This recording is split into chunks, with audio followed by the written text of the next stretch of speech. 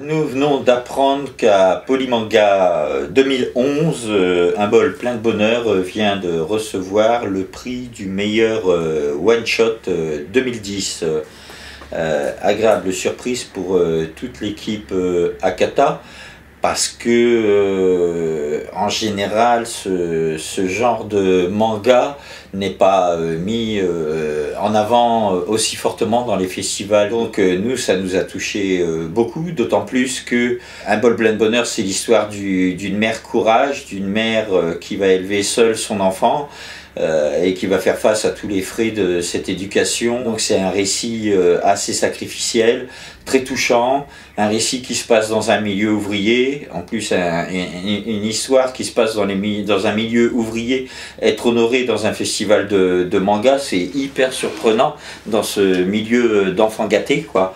Donc pour nous c'est grand bonheur d'apprendre la nouvelle que Tsuru Moriyama, qui a fait aussi aux éditions Delcourt Mon Vieux, qui est une histoire aussi très âpre, avec beaucoup de caractère, une histoire qui a aussi heurté certaines sensibilités. Là, voilà, on peut toucher des cœurs avec des récits qui se passent dans des milieux hyper populaires, de la vraie culture populaire de base, avec toutes les valeurs de la famille, du milieu prolo, où malheureusement pour moi qui viens de milieu ouvrier et qui a pu côtoyer des gens très connus, ou des gens très riches, oui, dans les milieux ouvriers, je peux dire que les valeurs, quelque part, sont beaucoup plus fortement vécues et appliquées dans l'existence que dans les milieux privilégiés. Donc une super bonne récompense pour nous, quoi.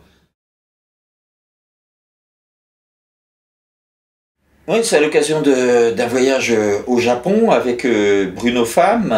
On était à la librairie Shosen, parce que quand on est au Japon avec Bruno, on passe notre temps à aller chiner des bouquins dans les librairies. Et donc, dans cette librairie, au hasard des rayonnages, Bruno m'a sorti Mon Vieux de Tsuru Moriyama. Il m'a dit, tiens, c'est un auteur que j'ai remarqué, que j'ai depuis quelques années dans mes étagères. Donc j'ai feuilleté, on a découvert après Un bol plein de bonheur et on est tombé très vite d'accord qu'il fallait le faire connaître en France. Bruno est très shoujo, mais j'apprécie tout le temps quand il me suit sur des auteurs très virils, avec beaucoup de caractère, avec des traits très gras, des fois avec des dessins qui sont un peu limites sur ce qu'on appelle le beau, quoi, mais qui sont des œuvres produites par des gens qui ont beaucoup de cœur, quoi. Les qualités d'un monsieur comme Tsuru Moriyama, c'est que c'est quelqu'un qui donne à donf, quoi. C'est de la BD fait par un boxeur, quelque chose comme ça, quoi.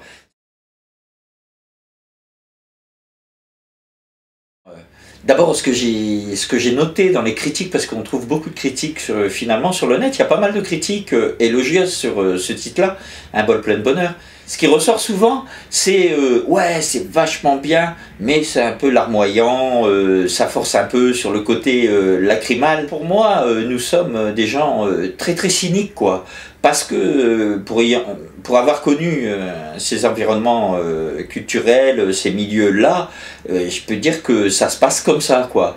Dans les milieux qu'on dit défavorisés, où il y a les pochetrons, où il y a les mères héroïques, quoi. Et les mères héroïques des milieux ouvriers qui saignent par les quatre veines, là, pour élever leur rejeton, il faut pas leur marcher sur les pieds, quoi. C'est des personnes qui ont un sens de l'honneur, un sens de la protection, qui vivent une intégrité morale à fond, quoi, sacrificielle, prête à la mort, complètement extrême. Et donc, oui, quand on ne connaît pas tous ces milieux-là, on peut dire oui, c'est larmoyant, mais l'amour, c'est toujours larmoyant, quoi. Dans la littérature populaire japonaise, dans le manga, les sentiments sont très exacerbés, c'est les tripes, ça fait couler les larmes, et en additionnant tout ce que j'ai pu vivre au Japon, c'est même quelque chose qui existe dans la vie courante, quoi. Moi, j'ai des souvenirs de soirées ou de journées passées avec des amis japonais ou des gens avec qui on travaille au Japon, où j'ai eu des ressentis émotionnels qui m'ont fait larmoyer, quoi, où il y a eu des communications avec des Japonais ou des Japonaises qui sont passés avec des trop-pleins de laisser aller du cœur, quoi.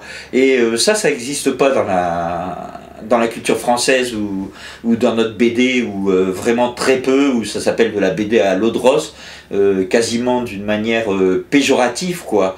Comme si être humain, chez les Français, c'était honteux, quoi. Et pour nous, c'est super agréable, quoi, de pas être honteux et de mettre à la face de nos lecteurs, ou de remuer la presse, manga ou Boboland et tout, avec des récits qui peuvent être des récits virils d'auteurs masculins, ou des récits d'auteurs féminins, comme dans le shoujo, ou comment, des histoires comme ça de maman et de papa, et de faire pleurer nos lecteurs pour quelque part pour oh, parce qu'on les aime bien, les lecteurs, et on a besoin de temps en temps de les faire craquer, quoi, parce que ça nous fait du bien.